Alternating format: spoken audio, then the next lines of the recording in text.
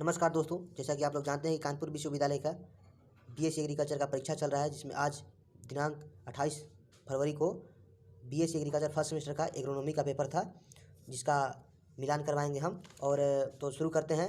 और हमारे पास B series है हमारे पास, तो मैं बी सीरीज़ का बताने वाला हूँ। आप लोग इसको मिला सकते हैं अपने क्वेश्चन के अनुसार से, नंबर अलग अलग हो सकता है। ठीक है, तो चलिए शुरू करते हैं। पहला प्रश्न है, जीरो टिलेज का तात्पर्य है। तो ये सिंपल क्वेश्चन है, इसका उत्तर होगा बिना जुताई के सीधे बुआई क्या कहलाता है? जीरो टिलेज कहलाता है। यानी दोस्तों इसका सही उत्तर होगा ऑप्शन बी, यानी बिना जुताई के सीधे बुआई को जीरो टिलेज कहते हैं। और अगला प्रश्न देखते हैं, फील्ड कैपेसिटी की अवस्था पर भूमि में पानी रुका रहता है, तो इसका सही उत्तर होगा ऑप्शन ए, यानी 0.1 से 0.3 बार। और अगला प्रश्न देखते हैं, और प्रश्न 3 में पूछा गया है कि एक संतृप्त मृदा के रंध्रावकाश में नमी की अधिकतम मात्रा को कहा जाता है, तो इसका सही उत्तर होगा ऑप्शन डी, यानी संतृप्त अवस्था को मृदा का रंध्रावकाश में नमी की अधिकतम मात्रा कहा जाता है। और अगला प्रश्न देखते हैं, और अगला प्रश्न में पूछा जा रहा है कि मध्यम आकार के बीजों की बोने की गहराई क्या है, तो इसका सही उत्तर होगा ऑप्शन सी, 3 से 5 सेंटीमीटर गहराई पर मध्यम आकार वाले बीजों का बुआई किया जाता है। और जौ की बुआई की उचित विधि क्या है? जैसे कि आप लोग जानते हैं कि किसी भी फसल का वैज्ञानिक विधि सीड ड्रिल द्वारा बुआई होता है, इसलिए जौ का भी बुआई का उचित विधि सीड ड्रिल ही होगा। और अगला प्रश्न देखते हैं, छठा नंबर प्रश्न में पूछा जा रहा है कि फसल अंकुरण से पहले होइंग करना क्या कहलाता है? तो दोस्तों उसको अंधी गुड़ाई कहते हैं। जब फसल अंकुरण से पहले कर्षण किया जाता है, उसको अंधी गुड़ाई के नाम से जाना जाता है। और अगला प्रश्न और 7वां प्रश्न पर चलते हैं। और 7वां प्रश्न में पूछा जा रहा है कि भूमि को आइसोलेट बंड में जोतना क्या कहलाता है? तो इसको क्या कहते हैं? इसको स्ट्रिप टिलेज, यानी पट्टीदार जुताई जो है, इसका सही उत्तर होगा ऑप्शन ए, इसका सही उत्तर होगा। और अगला प्रश्न देखते हैं, 8 नंबर प्रश्न में पूछा जा रहा है कि अनाज वाली फसलों के बीजों के लिए किस कल्चर का उपयोग किया जाता है? तो इसका सही उत्तर होगा ऑप्शन बी, यानी एजोटोबैक्टर कल्चर के द्वारा अनाज वाली फसलों के बीजों को उपचार किया जाता है। और फास्फोरस की कमी के कारण कमी का मुख्य लक्षण क्या होता है? तो पुरानी पत्तियों का रंग पीला पड़ जाना, इसका ऑप्शन बी सही उत्तर होगा। 10 नंबर प्रश्न में गोबर की खाद में फास्फोरस उर्वरकों के कुछ भाग को मिलाना क्या कहलाता है? पुनर्बलन और खाद उर्वरक मिश्रण दोनों कहते हैं, इसलिए इसका सही उत्तर होगा ऑप्शन सी, ए और बी दोनों।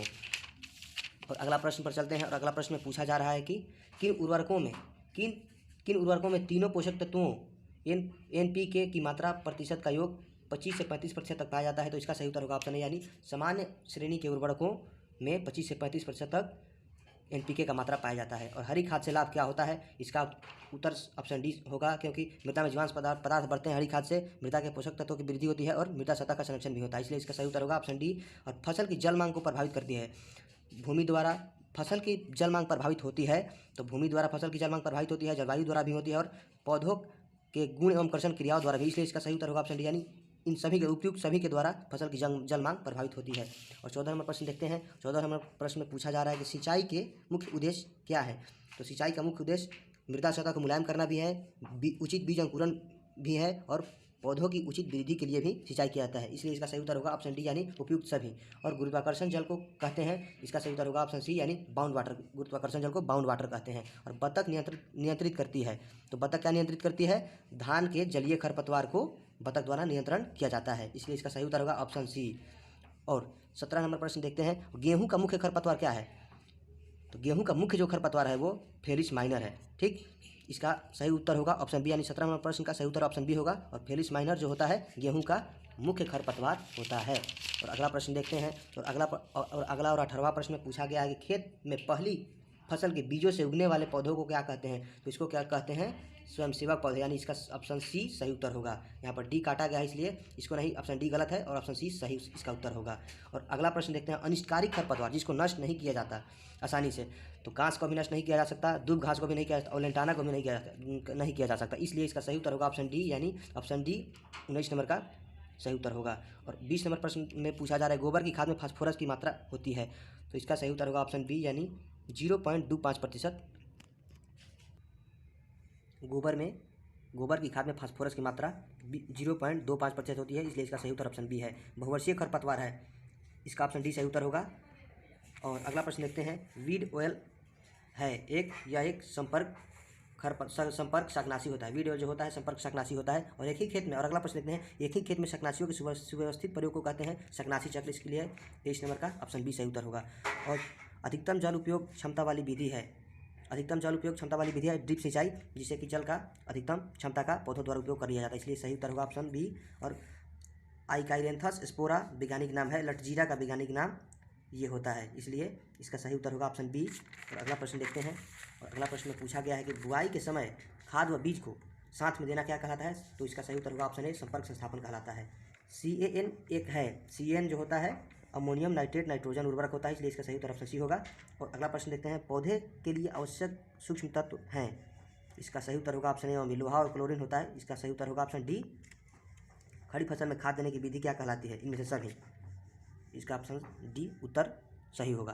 और अगला प्रश्न देखते हैं, ब्यूटाक्लोर का प्रयोग किया जाता है, धान में किया जाता है ब्यूटाक्लोर का, इसलिए इसका सही उत्तर होगा ऑप्शन ए। जलीय खरपतवारों का नियंत्रण किया जाता है उपयुक्त सभी द्वारा, इसका ऑप्शन डी सही उत्तर होगा।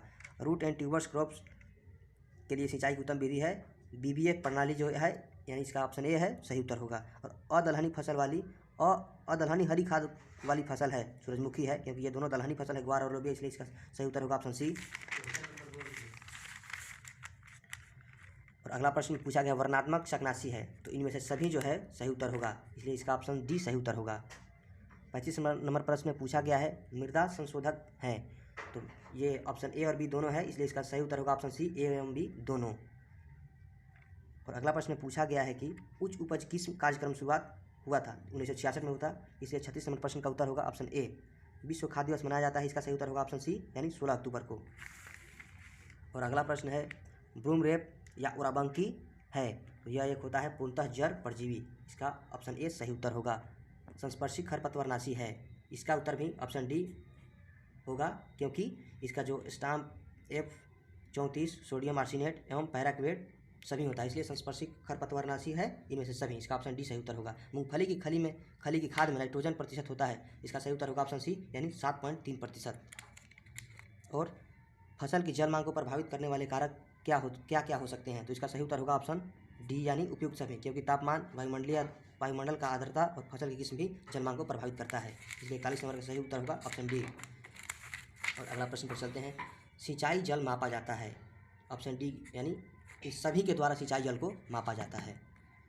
और अगला प्रश्न में पूछा गया है, मृदा केवल जड़ों के पास ही संतृप्त होती है, तो इसका सही उत्तर होगा ऑप्शन बी, यानी बूंद बूंद सिंचाई से मृदा जो होता है केवल जड़ों के पास संतृप्त होती है, इसलिए इसका सही उत्तर होगा ऑप्शन बी। और मुख्यतः मृदा जल की हानि होती है, वाष्पोत्सर्जन द्वारा भी होता है, उत्सर्जन द्वारा भी होता है, और अपधावन तथा अंतःस्रावन द्वारा भी होता है, इसलिए इसका सही उत्तर होगा ऑप्शन डी, यानी उपयुक्त सभी द्वारा मृदा जल का हानि होता है। और धान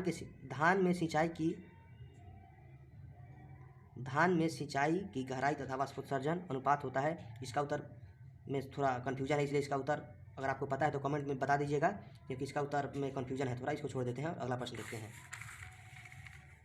और अगला प्रश्न में पूछा गया है, एग्रीकल्चर किस भाषा का शब्द है? तो ये बहुत सिंपल प्रश्न है, इसका सही उत्तर होगा ऑप्शन ए, ऑप्शन बी इसका सही उत्तर होगा, यानी एग्रीकल्चर जो है लैटिन भाषा का शब्द है। और अगला प्रश्न देखते हैं, सस्य विज्ञान के जनक कौन है? तो इसका ऑप्शन ए सही उत्तर होगा, यानी पिटो डे क्रिश्चियन जी सस्य विज्ञान के जनक माने जाते हैं। और हर्ष गोइंग हस्बेंड्री किताब किसने लिखी थी? तो इसका सही उत्तर होगा ऑप्शन ए, यानी जेंथरो टूल की लिखी हुई किताब है हर्ष गोइंग हस्बेंड्री। और अगला प्रश्न है, सस्य विज्ञान का क्षेत्र समाधान है उपयुक्त सभी, यानी ऑप्शन डी सही, इसका ऑप्शन डी सही उत्तर होगा। और अगला प्रश्न पर चलते हैं। और अगला प्रश्न में पूछा गया है कि बीज की शुद्धता ज्ञात करने का सूत्र है, तो दोस्तों इसका सही उत्तर होगा ऑप्शन ए। और अगला प्रश्न में पूछा गया कि बीज का वास्तविक मान ज्ञात करने का सूत्र है, तो इसका सही उत्तर होगा ऑप्शन बी। और 150% फसल चक्र की सघनता का फसल चक्र होगा, तो इसका सही उत्तर होगा ऑप्शन ए, धान गेहूं गन्ना। और अगला प्रश्न पर चलते हैं। और अगला प्रश्न में पूछा गया दोस्तों, बहुफसली फसल चक्र है, तो इसका जो सही उत्तर होगा ऑप्शन सी होगा, यानी ए एवं बी दोनों। और अगला प्रश्न में पूछा गया है, कटाई सूचकांक होता है, तो इसका सही उत्तर होगा ऑप्शन सी, यानी दानों की उपज तथा कुल जैविक उपज जो है कटाई की सूचकांक होती है।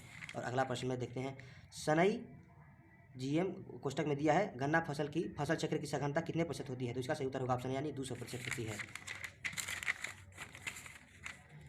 और यहाँ पर पूछा गया है कि ICR स्थित है, तो ICR कहाँ स्थित है दोस्तों, यानी नई दिल्ली में, तो इसलिए इसका सही उत्तर होगा ऑप्शन डी, यानी ICR नई दिल्ली में स्थित है। दूब घास है, बहुवर्षीय खरपतवार है, इसका इसलिए इसका सही उत्तर होगा ऑप्शन ए। घास कुल के पौधों में सबसे ऊपरी पत्ती के साथ में जब हेड बंद रहता है तो उस अवस्था को क्या कहते हैं, तो इसका सही उत्तर होगा ऑप्शन बी, यानी बूट स्टेज कहते हैं उसको। और अगला प्रश्न, हाइड्रीला है, हाइड्रीला क्या है, तो हाइड्रीला एक जलमग्न खरपतवार है, इसलिए इसका सही उत्तर होगा ऑप्शन बी। और अगला प्रश्न देखते हैं। और अगला प्रश्न में पूछा गया, सोयाबीन के बीज को राइजोबियम की किस प्रजाति के कल्चर से उपचारित करते हैं? तो इसका सही उत्तर होगा ऑप्शन ए यानी जपोनिकम प्रजाति द्वारा सोयाबीन के बीजों को उपचारित किया जाता है। तो दोस्तों ये था आज बीएससी एग्रीकल्चर जो फर्स्ट सेमेस्टर का एग्रोनॉमी का पेपर था उसका समाधान। और ऐसे वीडियो देखने के लिए इस चैनल को जरूर से जरूर सब्सक्राइब करें, क्योंकि अगला जो पेपर होंगे उसका उत्तर सबसे पहले यहाँ पर बताया जाएगा। वीडियो को देखने के लिए बहुत बहुत धन्यवाद।